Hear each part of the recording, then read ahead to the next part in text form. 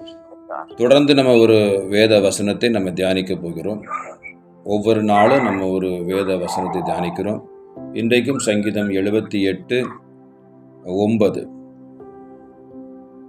ஆயுதம் அணிந்த வில்வீரரான எப்ராயிம் புத்திரர் யுத்த நாளிலே முதுகு காட்டினார்கள். இந்த எப்ராயிம் யார் என்று சொன்னால், கானானை வெற்றி கொண்ட போதும் அதன் பின்பும் கோத்திரங்களுக்குள் எப்ராயிம் முக்கியத்துவம் வாய்ந்த இடத்திற்கு உயர்ந்தது. யோசுவாவும் கிதியோனும் இந்த கோத்திரத்திலிருந்து வந்தவர்கள். இப்படிப்பட்ட இந்த கோத்திரம் என்னச்சுன்னா, தேவனுடைய வார்த்தைக்கு கீழ்ப்படியாதபடிக்கு அவர்கள் செயல்பட்டதுனால அவங்க முதுகு காட்ட வேண்டிய சூழ்நிலை உண்டானது. இதை கேட்டுக்கொண்டிருக்கிற அன்பு சகோதர சகோதரிகளே, நீங்கள் நானும் கர்த்தருடைய வார்த்தைகளுக்கு, வசனங்களுக்கு நாம் கீழ்ப்படியும் பொழுது ஆசீர்வாதத்தை பெற்றுக்கொள்ள முடியும். கீழ்ப்படியாதபடிக்கு நம்ம செயல்பட்டோம்னா என்ன செய்ய முடியாது? நன்மைகளை, ஆசீர்வாதங்களை பெற்றுக்கொள்ள முடியாது. இவர்கள் ஆரம்பத்தில் கர்த்தர் கீழ்ப்படிந்து இருந்ததுனால உயர்ந்திருந்தார்கள், ஆசீர்வாதமாக இருந்தார்கள். கீழ்ப்படிய மறுக்கும் பொழுது அவர்கள் யுத்த நாளிலே முதுகு காட்டினார்கள் என்று சொல்லி பார்க்கிறோம். பாருங்க, இங்கே உபாகமம் 1வது அதிகாரம் 41 வாசித்து பார்த்தீங்கன்னா, அப்பொழுது நீங்கள் எனக்கு பிரயுத்தரமாக கர்த்தருக்கு விரோதமாக பாவம் செய்தோம், நம்முடைய தேவனாகிய கர்த்தர் எங்களுக்கு கட்டளையிட்டபடியெல்லாம் நாங்கள் போய் யுத்தம் பண்ணுவோம் என்று சொல்லி, நீங்கள் யாவரும் உங்கள் ஆயுதங்களை தரித்து கொண்டு மலை மேலே ஏறி ஆயத்தமாயிருந்தீர்கள். அப்பொழுது கர்த்தர் என்னை பார்த்து, நீங்கள் உங்கள் சத்துருக்கு முன்பாக முறிந்து போகாதபடிக்கு போகாமலும் யுத்தம் பண்ணாமல் இருப்பீர்களாக, நான் உங்கள் நடுவிலே இரேன் என்று அவர்களுக்கு சொல் என்றார். அப்படியே நான் உங்களுக்கு சொன்னேன், நீங்களோ செவிகொடாமல் கர்த்தருடைய கட்டளைக்கு விரோதமாக துணிந்து மலை மேல் ஏறினீர்கள். அந்த மலையிலே குடியிருந்த எமோரியர் உங்களை எதிர்க்கும்படி புறப்பட்டு வந்து தேனீக்கள் துரத்துவது போல உங்களை துரத்தி உங்களை சேவீர் தொடங்கி ஓர்மா மட்டும் முறியடித்தார்கள் என்று சொல்லி பாருங்க. அப்போ தேவன் ஒரு காரியத்தை நமக்கு தடை பண்ணும் பொழுது நாம் துணிந்து நம்ம செயல்படக்கூடாது. பாருங்க, நிறைய பேர் நான் கேட்டுக்கிறேன், சில சொல்லுவாங்க, கர்த்தர் எனக்கு வெளிப்படுத்தினாரு, இந்த பிஸ்னஸ் ஆரம்பிக்காத, இந்த காரியத்தை செய்யாத. ஆனாலும் என் மனசில் ஒருவேளை நான் பேசுகிறது கர்த்தரா அல்லது பிசாசு பேசுகிறானா? இது ஒரு ஆசீர்வாதமான ஒரு பிஸ்னஸ் அல்லவா, நன்மை தருகிற ஒரு காரியம் அல்லவா என்று சொல்லி நான் என் மாம்சத்தோடு கூட நான் முடிவு பண்ணி நான் செய்தேன். எல்லாவற்றையும் இழந்தேன் என்று சொல்லுகிறதை நான் கவனித்திருக்கிறேன். வீட்டை இழந்தேன், சொத்தை இழந்தேன், எல்லாம் இழந்தேன். இப்போது ஒன்றுமே இல்லை என்கிறவர்கள் கூட என்னிடத்தில் நான் அறிந்திருக்கிறேன். என் அன்பு சகோதர சகோதரிகளே, அப்போ நமக்கு மனசுக்கு நலமாய் தோன்றுறது, சரி இந்த காரியம் செய்த நான் வெற்றி பெற்றுடலாம்.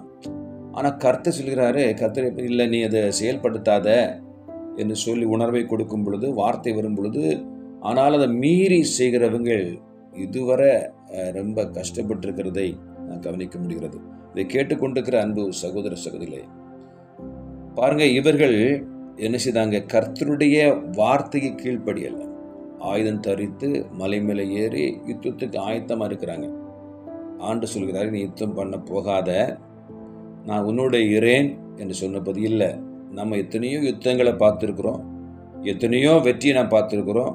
இது ஒரு சிம்பிளான காரியம் தானே, இது வெற்றி பெற்று விழான்னு சொல்லி மனசில் விரும்புகிறீங்க. விரும்பி அன்னைக்கு செயல்பட்டு தோல்வி அடைந்தார்கள். இன்றைக்கும் அப்படி தான் நம்ம நம்முடைய வாழ்க்கையில் வருகிற சில நெருக்கமான நேரங்கள், சில காரியங்களில் நம்ம நம்முடைய மாம்ச பலத்தையே நம்பி இருக்கிறோம், புய பலத்தையே நம்பி இருக்கிறோம்.